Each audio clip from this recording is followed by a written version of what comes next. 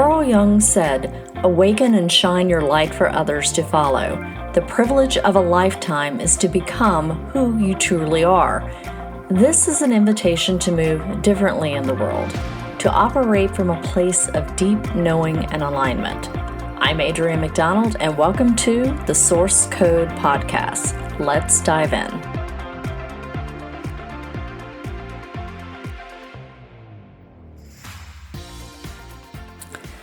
Hello, beautiful humans, and welcome back. Happy Friday. Grab your coffee or your favorite tea. Let's get into what the Muse has for us. We are talking about human design energy centers again this week. Last week we talked about defined ones. This week we're talking about open and undefined ones. Much like last week and a couple of weeks before, if you have your chart in front of you, this episode will make more of an impact. You can grab a free chart on my website. I'll put the link in the show notes. So, what are energy centers in human design? They are the shapes that you see on your chart. Each shape is an energy center. Depending on your specific chart, each center will either be colored in, which means it's defined, or not. It will show up as white, which means it is undefined or open. A defined center is where your energy operates the most consistently and where you output your energy into the world. It is where you impact others with your energy. In contrast, your undefined or open centers are considered your receptors. These are the centers most likely to be impacted by others, or you will magnify it in others. And this energy is inconsistent.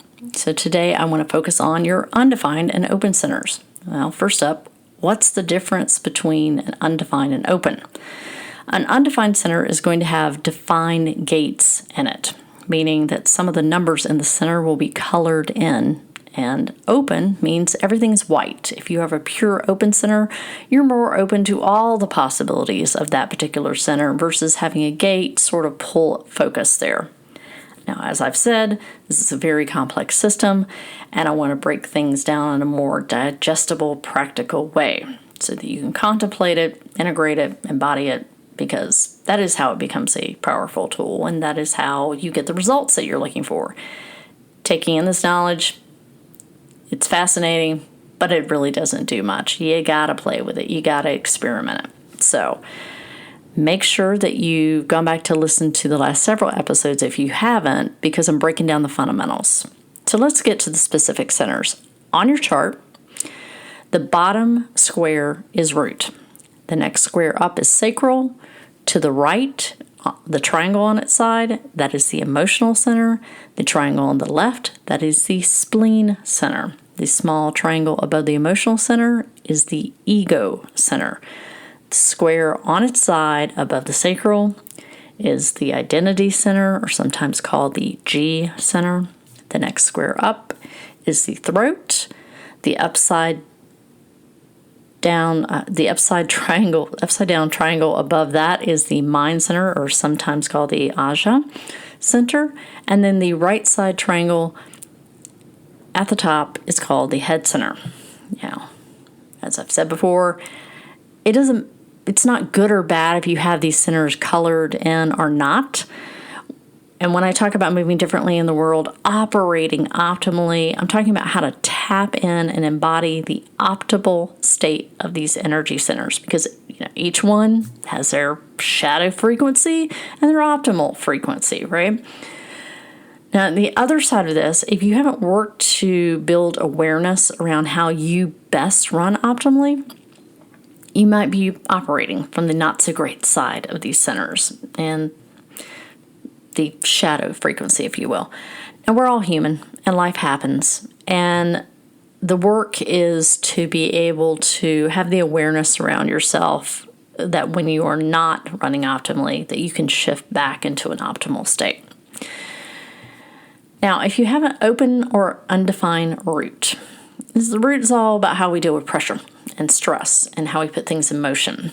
The center is what fuels like momentum. It's a motor center. And when you have this defined or open, you're going to be super sensitive to the stresses of the people around you. That's why it's important to be solid within yourself, because if you're not, you may feel frenzied or feel like is everything urgent? You're going to feel that pressure. And this can lead to feeling more easily overwhelmed. This can lead to burnout. Now, to work properly with this, you got to give yourself some grace around the awareness that not everything is urgent, especially not everything is urgent for you in particular. Like, this is where you really lean in more into your authority and strategy to guide you through your decision making, to decide what is actually urgent for you. And you got to be asking yourself on the regular, like, is this my stress or have I picked up on some random bloke's crap? And when you master this, when you become an observer, you're super great about helping people manage their own stress and overwhelm because you know what they're going through. And you can allow whatever they've got going on to pass through you because you're just calm. There's stillness there. But you also have the insight of like, yeah, I know how that feels. But if you tweak this, then X happens, right? Okay, so on to emotional center. Much like with the root, an open or undefined emotional center is going to be super sensitive to all the emotions of people that they are surrounded by. Now, these are these are really the true empaths of the world. I know a lot of people say they're an empath, but these are the actual royalty of the empath world. They can get very overwhelmed by others in this sense.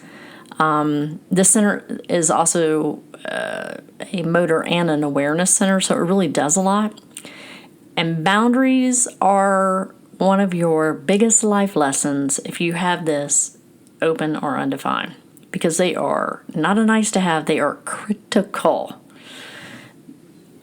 Because if you don't have them, you're going to take on people's emotions and make them your own. And I've seen a lot of language around this that keeps people stuck. Things like, I can't help it, or they'll use, I'm an empath, as an excuse to go traipsing through someone else's energy field. Don't do that. Like, there are skills that you can learn, but that's like touching another person without permission. It's not cool. People pleasing is another challenge because you may lose yourself in other people's emotional expectations. So again, this goes back to becoming an observer. When you learn to become an observer, you are the most powerful listener on the planet because you're empathetic and you've learned that you're not trying to fix everyone either. That's not your job. And you're making decisions from your own authority and strategy, not someone else's wave. But again, you can hold that space for them like nobody's business. Like, you can sit there and allow someone to go through something and be like witness for them. And that is a real powerful human need, to have someone bear witness to some emotional upheaval in their life. So that really is, I think, the superpower of people that have an undefined emotional center or open emotional center. So let's move on to undefined or open spleen. This is an awareness center, and this is all about intuition and instinct. If this is open or undefined, you're going to be sensitive to other people's fears. Like, you can see into the heart of their soul for what their core fears are.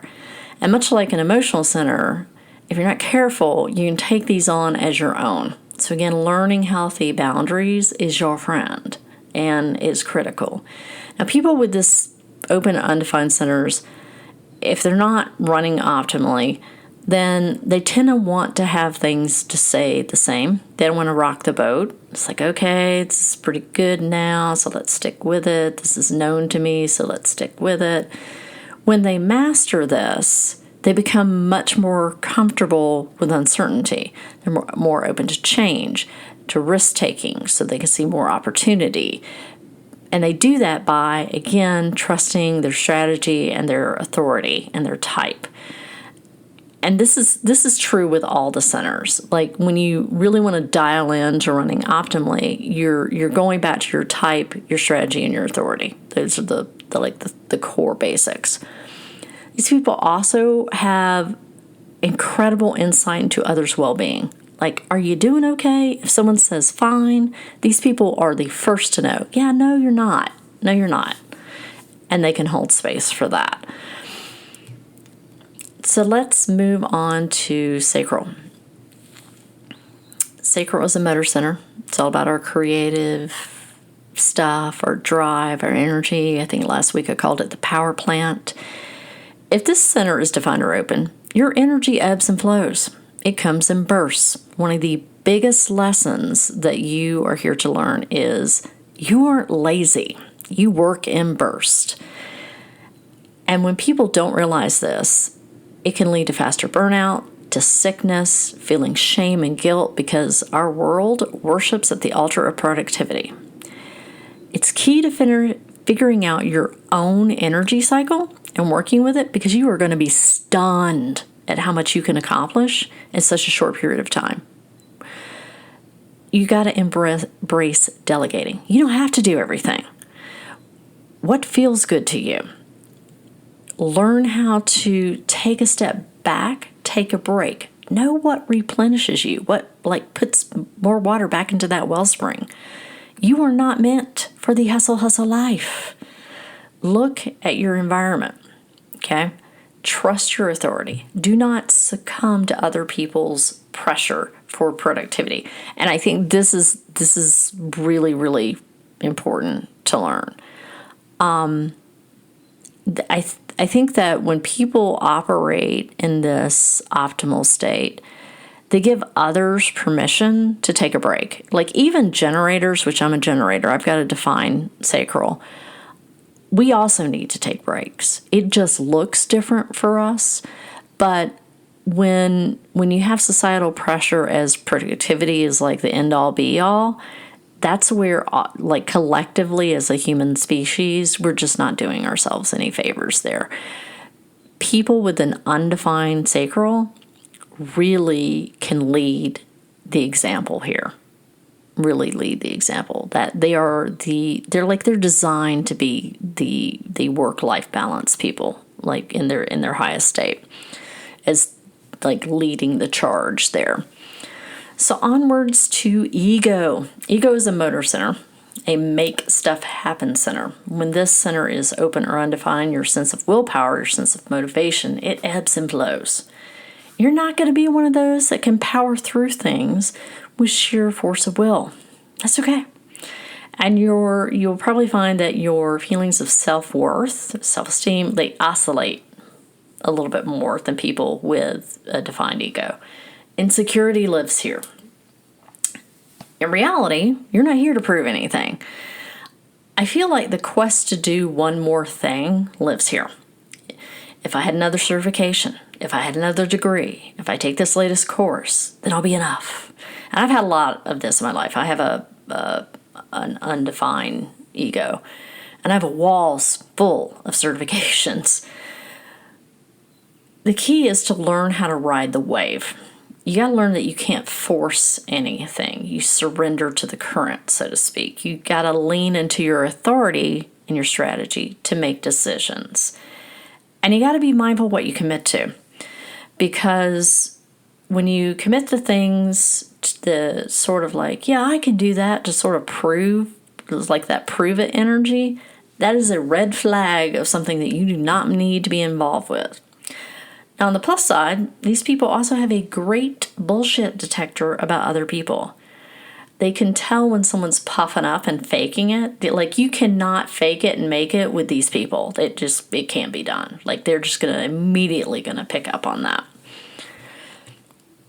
And you sort of give people permission to be who they are when you're an observer in this space, when you've mastered it.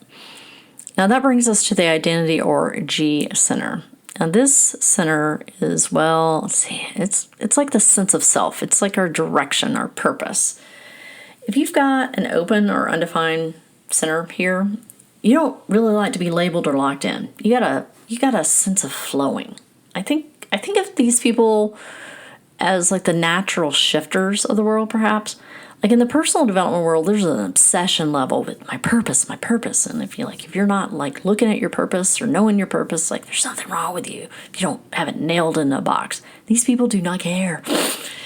These people it's fluid. It's fluid. They are the true need freedom of expression group. They don't want to be in any boxes. They want to be free to explore. You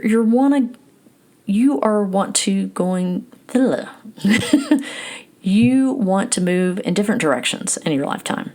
In your best self, your beingness allows others to explore their own expression. You sort of naturally give people the permission to do that when you are in your optimal space, when you are like holding that observant space, and you're just doing your own thing. It's not anything you're doing consciously. You're just being you. And next up is the throat. The throat is how and where we communicate. Now, that's pretty obvious. What's interesting is that most of the population have a defined throat, a more fixed way of communicating. Now, if you have this as an undefined or open center, then you're here to communicate in many different ways. The challenge is that you may feel pressure to speak at times that, quite frankly, you're not going to be heard.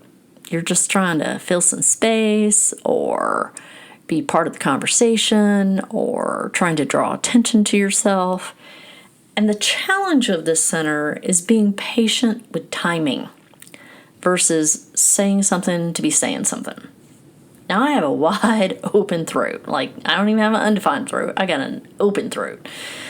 And for years on the personal development circuit, and I think this still goes on, anytime you went to a conference, you inevitably would be pitched. There'd be a person there pitching, hey, you should write a book in 30 days and become and I'm using air quotes here, authority. And, those people did really well.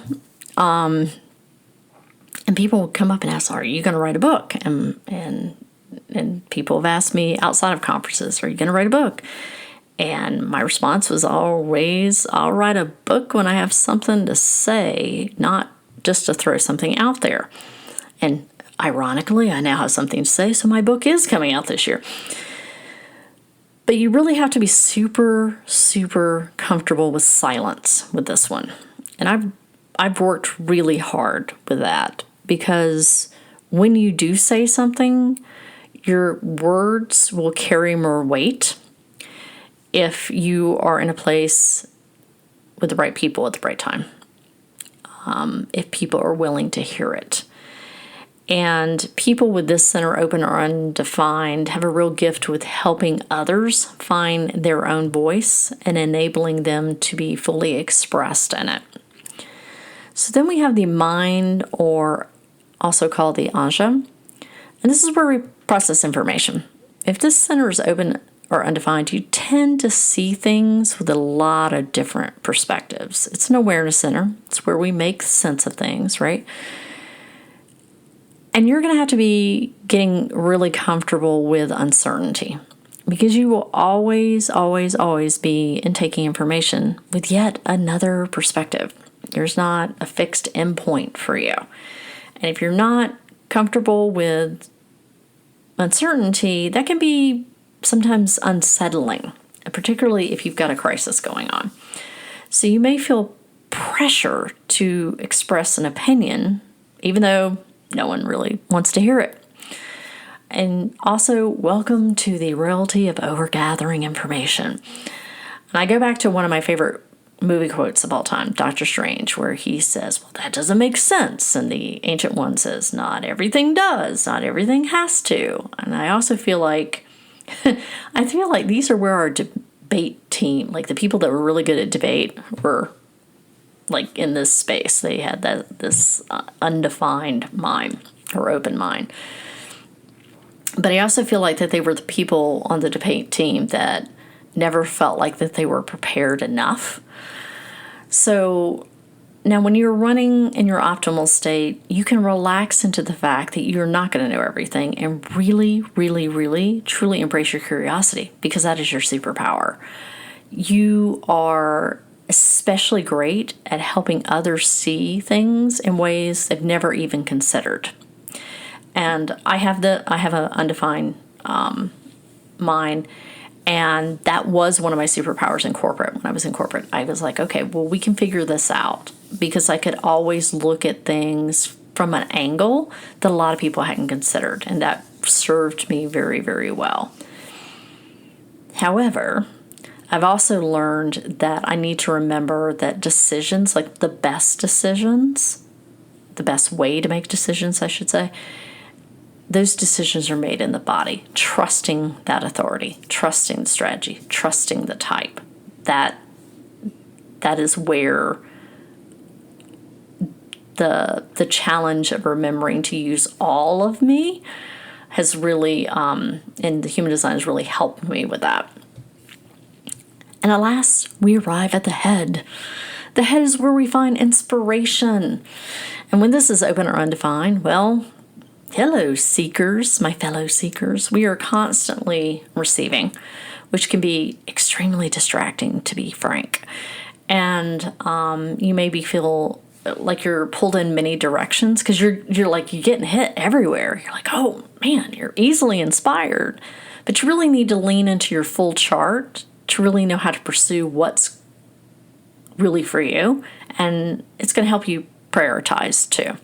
And in your optimal state, you're really gifted at helping others take their ideas and break them down into more practical, actionable steps. So that is the high-level breakdown of the undefined or open centers. Much like last week, you might want to listen to this one again and let it sink in a bit more. And for a reflection this week, take a look at your undefined centers. Take a look at your open centers if you have them. And think about, like, how are you managing that energy? Are you operating in that optimal state? Or do you feel like you're operating in the shadow? And what comes natural to you? What's challenging? And also I've been thinking, like, would more specific reflective questions around each center be helpful to you? So, like, if it would, pop on to social media, Facebook page or Instagram or something, and let me know. And I'll put something together. So as always, thanks for listening. And I am happy to connect on social media. I tend to be on IG, Threads, Facebook, LinkedIn more than anywhere else. Remember to find beauty every day and also seek the magic in the mundane. Thank you for listening to the Source Code Podcast. If you found this episode insightful and feel moved to, please leave a review and share it out with those you believe will find it helpful. You can check out my website for more information at www.adrianmcdonald.com.